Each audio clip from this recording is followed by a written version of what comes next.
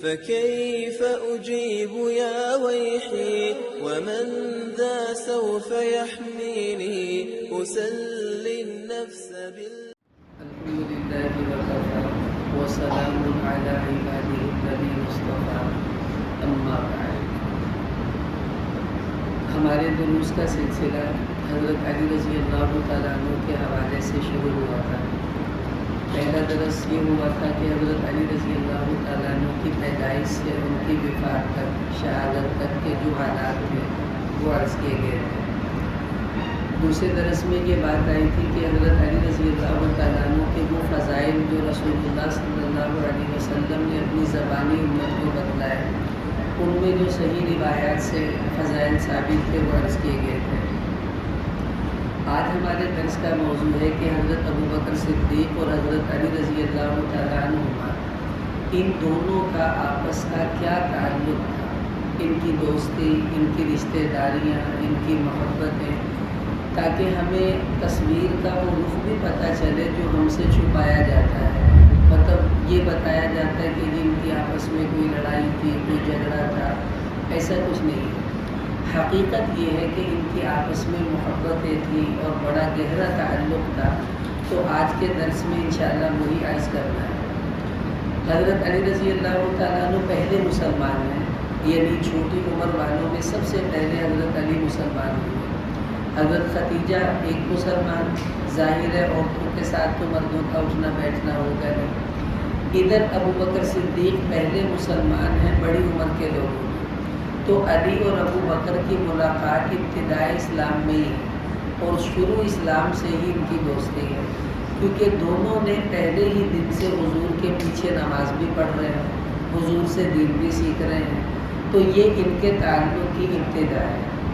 اس کے بعد بڑے ہوئے مدینہ منورہ کی ہجرت ہوئی تو حضرت علی رضی اللہ تعالیٰ عنہ کو ابوبکر صدیق نے کہا کہ لو اتیت رسول اللہ صلی اللہ علیہ وسلم، کہ تم حضور کے پاس جاؤ اور جا کر فاطمہ کے رشتے کے بارے میں بات کرو، ہمیں امید ہے تمہارے لیے اللہ کے رسول یہ رشتہ دے دیں گے.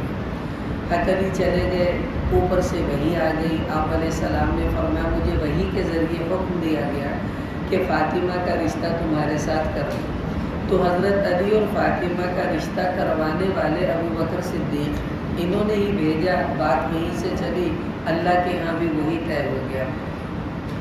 اس کے بعد حضرت علی رضی اللہ تعالیٰ عنہ کے جو نکاح ہوا سیدہ فاطمہ رضی اللہ عنہ سے، تو نکاح کے وقت آپ صلی اللہ علیہ وسلم نے حضرت انس کو بلایا اور فرمایا یا انس ادعو لی ابا بکر و عمر و عثمان و علی و طلحہ و الزبیر، کہ ابو بکر، عمر، عثمان، علی، طلحہ، زبیر اور کچھ مہاجرین کو بلا کر لاؤ، علی کا نکاح پڑھانا ہے. تو حضرت علی کے نکاح کے گواہ ابو بکر صدیق ہیں. دیکھو ہمارے یہاں بہت بڑا درجہ ہوتا ہے کہ فلانے کی گواہی جب سائن ہوتے ہیں تو پورے خاندان میں ان کو گواہ بناتے ہیں جن کو ہم بڑا معزز اور اپنا اچھا سمجھتے ہیں. تو حضور نے ابوبکر صدیق کو حضرت علی کے نکاح کا گواہ بنایا، کیونکہ ان کی تعلق اور محبت کا تقاضا بھی یہی تھا کہ گواہ یہی ہونے چاہیے. اس کے بعد رخصتی سے پہلے، کیونکہ نکاح کے 2.5 سال بعد رخصتی ہوئی ہے، بعض روایتوں میں اس سے پہلے بھی ذکر ہے. اب رخصتی سے پہلے جہیز کی تیاری تھی، اور وہ جہیز یہ نہیں تھا جو ہم دیتے ہیں. ہمارے ہاں تو بیٹی کا باپ اپنے پیسوں سے بناتا ہے، ایسا نہیں تھا. آپ علیہ السلام نے حضرت علی سے حق مہر لیا پہلے، اور وہ حق مہر جو طے ہوا تھا حضرت فاطمہ کا اس زمانے میں، آج اس کی قیمت تقریباً 2.25 لاکھ روپے بنتی ہے، 2 لاکھ سے اوپر ہے. تو وہ پیسے لیے ان سے. پھر آپ علیہ السلام نے وہ پیسے حضرت ابوبکر صدیق کو دیے اور یہ فرمایا کہ ابتع لفاطمہ ما یصلحها من ثیاب و اثاث بیت، کہ ایسا کرو بازار چلے جاؤ اور حضرت فاطمہ کے لیے کپڑے اور گھر کا کچھ ضروری سامان خرید کر لاؤ. تو حضرت فاطمہ کا جہیز جو حضرت علی کے گھر میں گیا ہے وہ سارا تو ابوبکر نے خریدا ہے، پیسے ان کے تھے، خریدا انہوں نے. جب یہ گئے بازار تو جو چیز ابو بکر صدیق پسند کرتے تھے وہی لی جاتی تھی، جس کو ریجیکٹ کر دیتے وہ نہیں لی جاتی۔ پھر حدیث کے لفظ ہیں فحمل ابو بکر بعد المتاع، کہ کچھ جہیز کا سامان حضرت ابو بکر نے خود اٹھا لیا، باقی دوسرے صحابہ کو دیا، اور وہ سارا سامان لے کر حضور کے گھر میں پہنچ گئے۔ اب رخصتی ہوئی تو حضرت اب عائشہ ابو بکر صدیق کی بیٹی ہیں، یہ فرماتی ہیں کہ امرنا رسول اللہ صلی اللہ علیہ وسلم ان نجہز فاطمہ، کہ حضور نے ہمیں حکم دیا کہ فاطمہ کو میک اپ کر کے تیار کر دو، اب اس کی رخصتی کرنی ہے۔ تو حضرت علی کی بیوی کا میک اپ ابو بکر صدیق کی بیٹی نے کیا، اس کے بعد انہوں نے ان کو تیار کیا۔ پھر جس گھر میں رخصتی ہونی تھی وہ ان کا اپنا گھر نہیں تھا، حضرت علی کا، کسی صحابی سے حضور نے لے کر ان کو بطور عطیہ کے دیا۔ تو اس گھر میں یہ دو حضرت ام سلمہ اور حضرت عائشہ رضی اللہ عنہ جلدی سے گئی، اور انہوں نے جا کر اس گھر میں جھاڑو لگائی، پانی وانی چھڑکا کیونکہ کچا فرش ہوتا ہے۔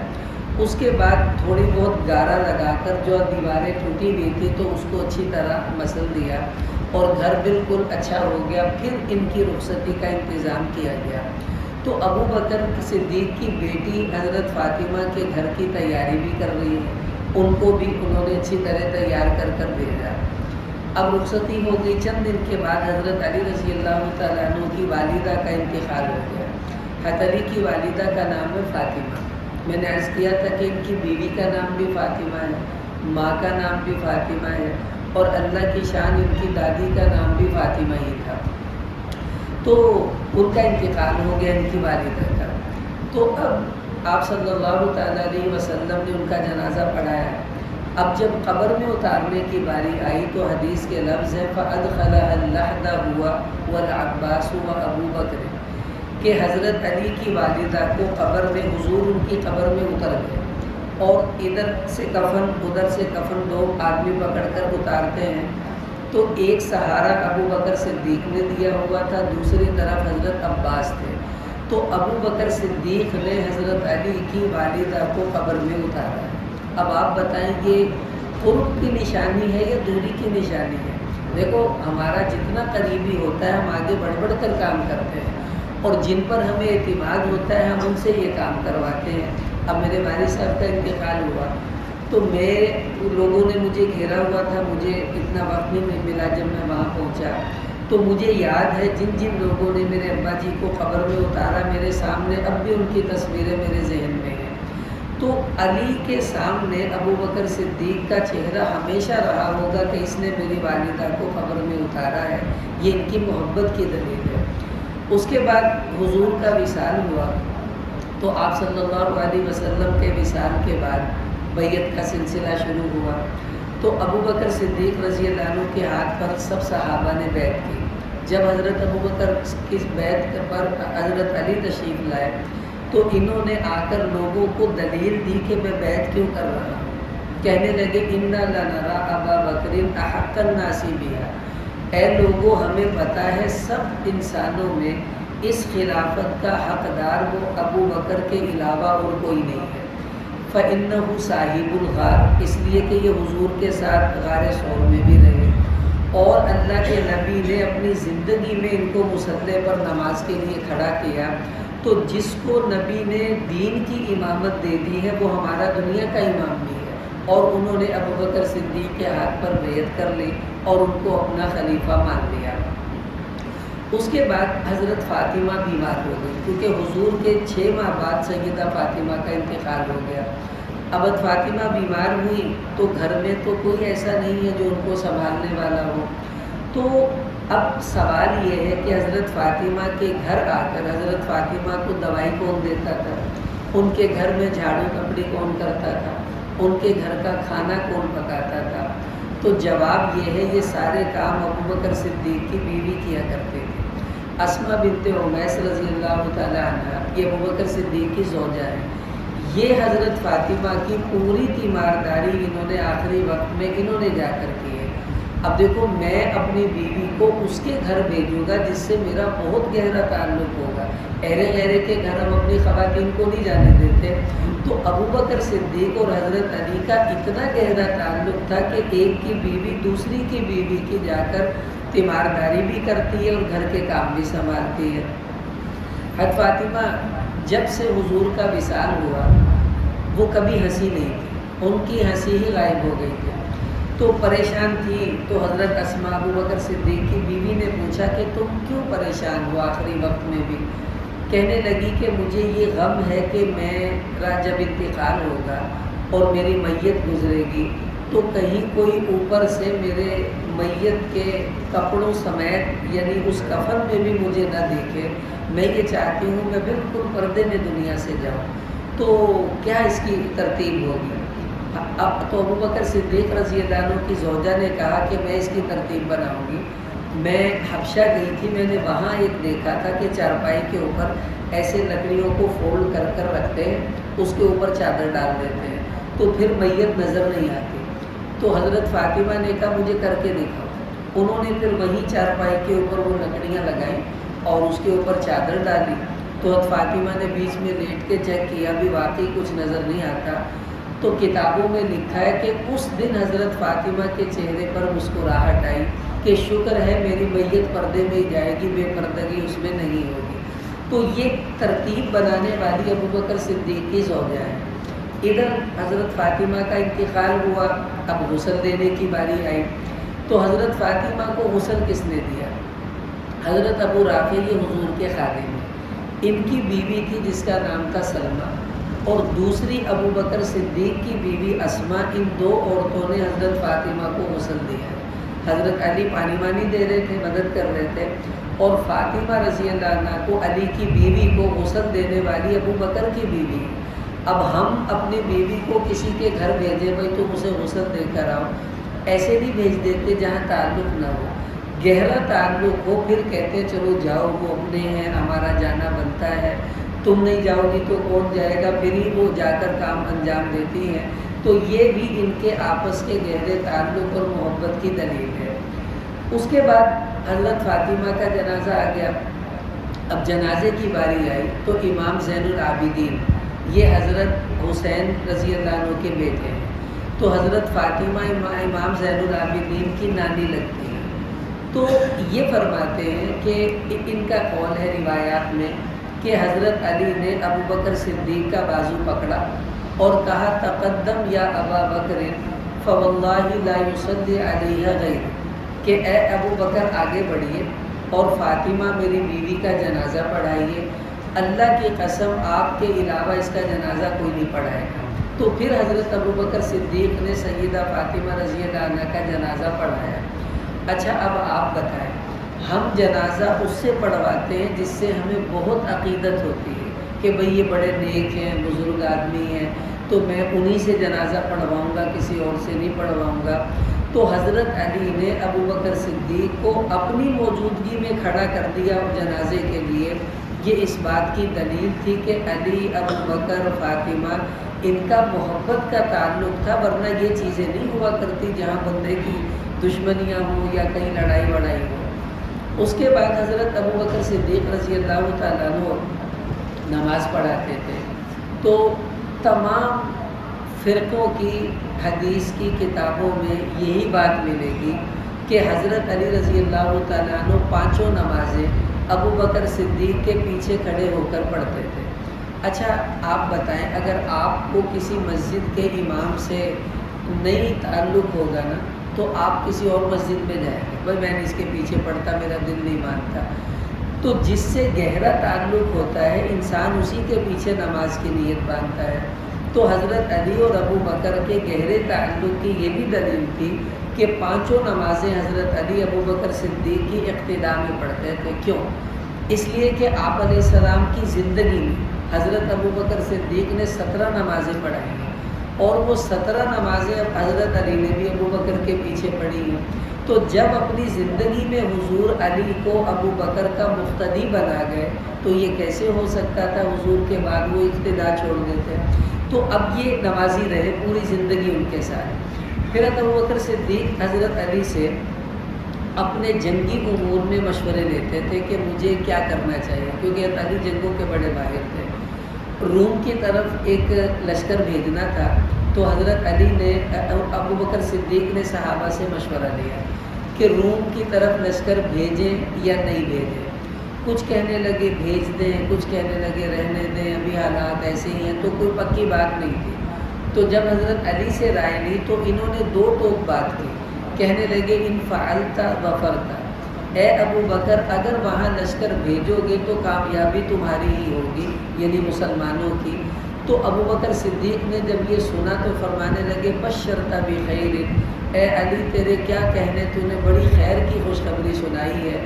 ان کی بات کو حضرت ابو بکر صدیق نے قبول کر کر اسی پر فیصلہ فرما دیا کہ علی کے مشورے کے بغیر وہ خود بھی نہیں چلتے تھے اور نہ ان سے مشورہ لیے بغیر کوئی کام کرتے تھے۔ اسی طرح حدود کا معاملہ آتا تو بھی ابو بکر صدیق حضرت علی کی رائے پر فیصلہ دیتے تھے۔ کیوں؟ تعلق تھا، محبت تھی، اعتماد تھا۔ حضرت خالد بن ولید ایک علاقے میں گئے، وہ علاقہ فتح ہوا، انہوں نے وہاں سے خط لکھا کہ اس علاقے میں ایک عجیب رسم ہے کہ جیسے لڑکا اور لڑکی کا نکاح ہوتا ہے، یہاں پر لوگ لڑکے اور لڑکے کا نکاح کر دیتے ہیں اور ان کی شادی کر دیتے ہیں، تو اب ان کو کیا سزا دی ہے؟ ابو بکر صدیق رضی اللہ عنہ نے صحابہ سے مشورہ کیا بھی یہ پہلے کیس آیا ہے، اس قسم کا کیا سزا دیں؟ کچھ سمجھ نہ آئی تو حضرت علی سے پوچھا گیا، انہوں نے فرمایا انی ارا ان نحرقہ، میری رائے یہ ہے کہ ایسے آدمی کو آگ میں جلا کر ختم کر دینا چاہیے تاکہ سب کو عبرت ہو، آئندہ کوئی ایسی جرت نہ کرے۔ تو حضرت علی کی بات پر ابو بکر صدیق رضی اللہ عنہ نے فیصلہ دیا اور خط لکھ دیا اس کو جلا دو۔ تو خالد بن ولید رضی اللہ عنہ نے اسی پر عمل بھی کیا۔ تو اب آپ اندازہ لگائیں کہ سارے صحابہ کے مجمع میں حضرت ابو بکر صرف حضرت علی کی رائے کو ترجیح دیتے تھے۔ یہ ان کے اعتماد و محبت کی دلیل ہے، ورنہ کون بھائی کسی کی بات سنتا ہے؟ میں بادشاہ ہوں، میں کہوں گا میں فیصلے کرتا ہوں، میں عقل مند نہیں ہوں، مجھے تم سے زیادہ سمجھ ہے، لیکن محبت جہاں ہو وہاں بندہ ایسے ہی کیا کرتا ہے۔ پھر ان کا آپس کا تعلق ایسا گہرا تھا کہ حضرت ابو بکر صدیق جو تھے وہ اکثر حضرت علی رضی اللہ عنہ کو ہدیے دیتے تھے اور وہ قبول کرتے تھے۔ حدیث میں آتا تہادو تحابو، ایک دوسرے کو ہدیے دو، اس سے تمہاری محبت بڑھے گی۔ تو ان کے ہدیے دینے کی وجہ سے ہی ان کے درمیان محبت تھی اور محبت کی وجہ سے ہدیے دیا کرتے تھے۔ حضرت علی کو ایک باندی دی ابو بکر صدیق نے، اس زمانے میں باندیاں بیوی کی طرح ہی ان کو ڈیل کیا جاتا تھا بغیر نکاح کے۔ تو ایک باندی دی، اس وقت حضرت فاطمہ زندہ تھی، تو ان کو برا لگا کہ انہوں نے باندی دے دی ہے علی کو، اب وہ تو سارا دھیان اس کی طرف ہوگا، میری طرف تو نہیں رہے گا۔ تو جب حضرت علی کو پتہ چلا کہ فاطمہ مجھ سے اس وجہ سے ناراض ہیں کہ باندی آئی ہے تو میرا دھیان ادھر ہوگا، تو انہوں نے کہا یہ باندی فاطمہ کی ہے، میری نہیں۔ اب جب حضرت فاطمہ کو باندی دے دی تو اب اس باندی پر حضرت علی کا حق نہیں رہا تھا، لیکن دی ابو بکر صدیق نے دی۔ دوسری باندی پھر حضرت فاطمہ کے وصال کے بعد حضرت ابو بکر صدیق نے دی، اس کا نام تھا صحبہ۔ اس سے حضرت علی کے دو جڑواں بچے پیدا ہوئے، ایک لڑکا ایک لڑکی۔ لڑکے کا نام انہوں نے رکھا عمر اور لڑکی کا نام رکھا رقیہ۔ اب ان کی ماں جو تھی صحابہ، یہ ابو بکر صدیق نے تحفے میں حضرت علی کو دی تھی۔ پھر ایک تیسری باندی دی جس کا نام تھا خولہ۔ اس سے حضرت علی رضی اللہ عنہ کا ایک بیٹا پیدا ہوا جس کا نام تھا محمد بن حنفیہ۔ یہ محمد بن حنفیہ کے نام سے مشہور تھے۔ ان سے صحیح بخاری میں امام بخاری نے بھی روایات نقل کی ہیں اور بہت علمی آدمی تھے، اللہ نے ان کو بہت علمی اعتبار سے نوازا ہوا تھا۔ تو اب یہ ہدیے کا لینا دینا ان حضرات کی محبت اور تعلق کا بہترین جو ہے وہ مثال تھی، اور اس سے پتہ چلتا ہے کہ ان کا آپس میں کتنا تعلق تھا۔ اچھا، پھر اس سے بڑھ کر دیکھیں، حضرت ابو بکر صدیق کا انتقال ہو گیا تو ان کے جنازے پر حضرت علی نے تقریر کی، لوگوں کو جمع کر کر کچھ بات فرمائی، اور دو بڑی عجیب باتیں اس موقع پر انہوں نے فرمائی۔ سب سے پہلے حضرت ابو بکر کی میت کو دیکھ کر فرمایا کہ رحمک اللہ یا ابا بکر انت اول القوم اسلاما وَأَخْلَصُهُمْ إِيمَانًا وَأَكْثَرُهُمْ يَقِينًا کہ اے ابو بکر اللہ تجھ پہ رحم کرے، تو ہم میں سب سے پہلے مسلمان ہوا، سب سے خالص تیرا ایمان تھا اور سب سے زیادہ تیرا اللہ کی ذات پر یقین تھا، یعنی ان کی صفات کو گنوایا۔ اس کے بعد حضرت علی رضی اللہ تعالیٰ عنہ نے جو بات کہی وہ بہت عجیب بات ہے، بہت عجیب بات ہے۔ ان کے جنازے پر یہ کہا، فرمایا سنو، من احبنی فلیحبہما، جو بندہ مجھ علی سے محبت کرتا ہے وہ ابو بکر اور عمر سے بھی محبت کرے گا۔ ومن لم یحبہما ومن لم یحبنی فقد ابغضہما، اور جو بندہ مجھ سے محبت نہیں کرتا اس کی نشانی یہ ہوگی کہ وہ ابو بکر اور عمر سے محبت نہیں کرے گا، مجھ سے نہیں کرتا پھر ان سے بھی نہیں کرے گا، الٹا ان سے نفرت کرے گا۔ اور فرمایا وَأَنَا مِنْهُ بَرِيءٌ، اور ایسا بندہ جو ابو بکر سے محبت نہ کرے میرا اس سے کوئی تعلق نہیں۔ یہ بات حضرت علی نے ابو بکر صدیق کے جنازے پر کہی ہے۔ آپ اندازہ لگائیں کہ اس کا کیا مقصد ہے؟ اس کا مقصد ہے لوگوں کو بتانا کہ ہم ایک ہیں، ہمیں دو نہ سمجھا جائے، اور جو ہمیں دو سمجھتا ہے وہی تو اصل ہے جس کو حضرت علی یہ بات سنانا چاہتے تھے۔ اس کے بعد ابو بکر صدیق رضی اللہ تعالیٰ عنہ کے فضائل حضرت علی اکثر لوگوں میں سناتے تھے۔ ایک دن منبر پر حضرت علی آئے اور آ کر فرمانے لگے الا ان ابا بکر اواہ منیب، اے لوگوں کان کھول کر سن لو، ابو بکر صدیق اللہ کے سامنے بہت رونے دھونے والا تھا، بہت رجوع کرنے والا تھا۔ پھر فرمانے لگے، ایک حدیث میں انہوں نے فرمایا کہ ان اول من يدخل الجنۃ ابو بکر و عمر، ساری دنیا کے لوگوں میں سب سے پہلے جنت میں ابو بکر اور عمر جائیں گے۔ تو ایک آدمی نے کہا کہ یا امیر المؤمنین ایدخلانی قبلک، کیا وہ آپ سے بھی پہلے جنت میں جائیں گے؟ تو حضرت علی رضی اللہ تعالیٰ عنہ فرمانے لگے لیدخلانیہا قبلی، ہاں وہ دونوں مجھ سے بھی پہلے جنت میں جائیں گے۔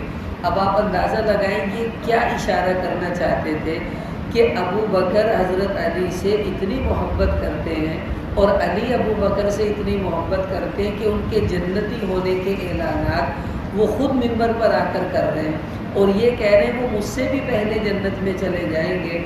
اب وہ لوگ بیچارے جو ابو بکر صدیق رضی اللہ تعالیٰ عنہ کے بارے میں اور فون بکتے ہیں، اب مجھے سمجھ نہیں آتی وہ حضرت علی کی اس بات پر دھیان کیوں نہیں دیتے، وہ کیا کہہ رہے ہیں ان کے بارے میں، کتنی صاف کھلی ہوئی بات انہوں نے فرمائی۔ اچھا، اولاد اپنے والدین کو جن کے ساتھ ملتا جلتا دیکھتی ہے تو وہ بھی ان کو ویسے ڈیل کرتے ہیں جیسے اپنے ماں باپ کو دیکھتے ہیں۔ اب حضرت علی کی اولاد میں حضرت علی کے پوتے ہیں امام زین العابدین، حضرت حسین کے بیٹے، ان کے آگے بیٹے ہیں امام محمد باقر۔ امام محمد باقر نے ایک دفعہ مجمع میں یہ بات ارشاد فرمائی کہ من لم یعرف فضل ابی بکر فقد جہل السنہ، کہ جو بندہ ابو بکر صدیق رضی اللہ عنہ کی فضیلت کو نہیں پہچانتا وہ بندہ دین سے جاہل ہے، اس کو پتہ ہی کچھ نہیں دین کا۔ جس نے ابو بکر کی فضیلت نہ جانی اس نے کیا دین جانا، وہ تو بیچارہ بالکل بے دین آدمی ہے۔ اور ایک دفعہ کچھ آدمی کوفہ جا رہے تھے تو حضرت امام محمد باقر نے، یہ حضرت علی رضی اللہ عنہ کے پڑپوتے ہیں، انہوں نے ان سے کہا ابلغ اہل الکوفہ، او بھائی کوفہ جا رہے ہو، جا کر کوفہ والوں کو میری یہ پیغام دے دینا کہ انی بریء ممن تبرأ من ابی بکر و عمر، کہ جو بندہ ابو بکر اور عمر سے اپنے آپ کو جدا سمجھتا ہے ان کو پیغام دے دینا میرا اس بندے سے کوئی تعلق نہیں، بھائی میں اس کے کوئی قریب وریب نہیں ہوں، جو ابو بکر و عمر سے بری ہے میں اس سے بری ہوں، میرا اس سے کوئی تعلق نہیں۔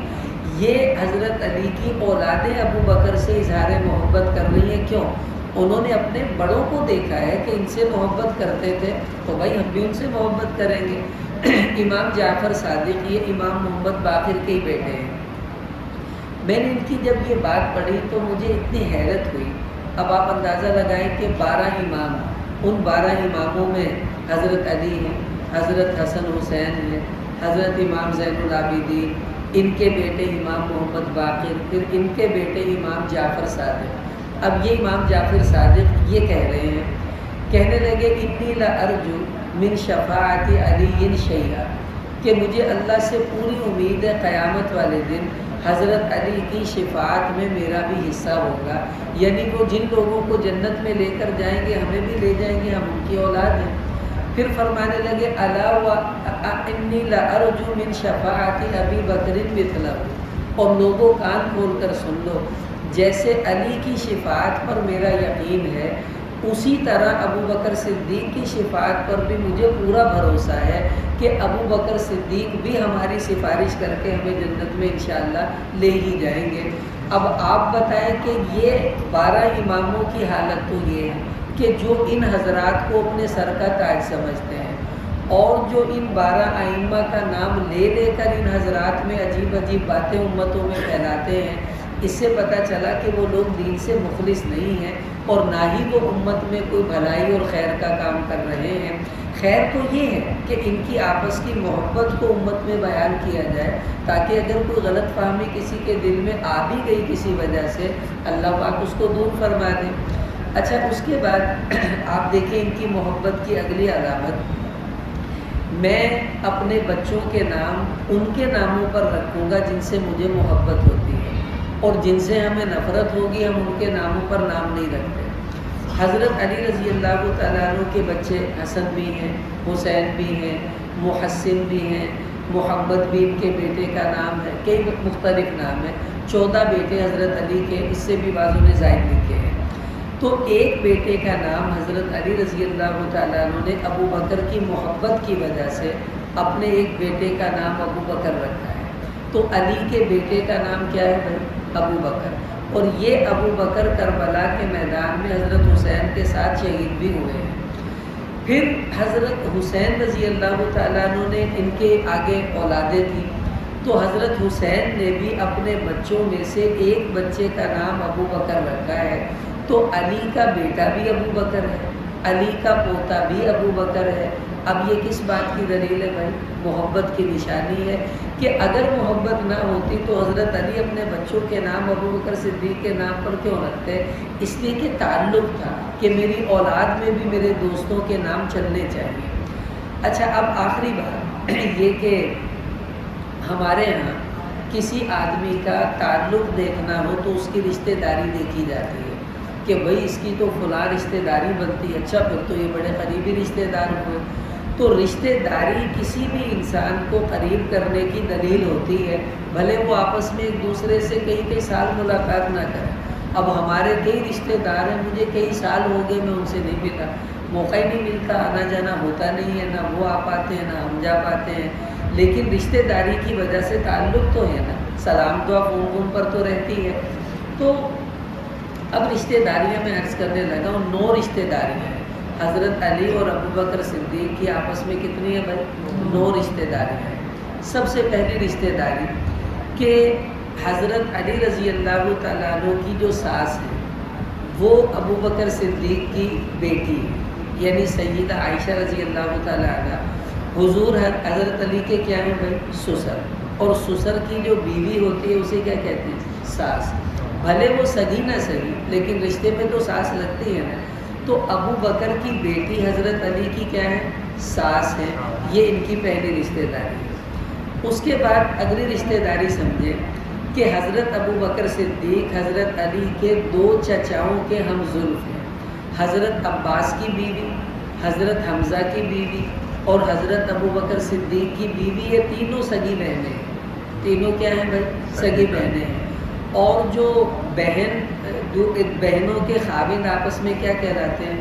ہم انہیں ہم زلف کہتے ہیں، اردو میں ہماری پنجابی میں کیا کہتے ہیں؟ سانڈو، سانڈو ہیں۔ تو حضرت ابو بکر صدیق حضرت علی کے 2 چچاؤں کے کیا لگے بھائی؟ سانڈو لگے، ہم زلف ہوئے۔ یہ ان کے، اب دیکھیں میرے چچا ہیں، آگے ان کے جو ہم زلف ہوں گے تو ہمارا ان سے بھی تو تعلق ہوگا نا کہ یہ میرے چچا کے ہم زلف ہیں، آنا جانا ہوتا ہے ان کے یہاں، تو یہ ان کی دوسری رشتہ داری ہے۔ تیسری، حضرت ابو بکر صدیق حضرت علی کے سسر کے بھی ہم زلف ہیں۔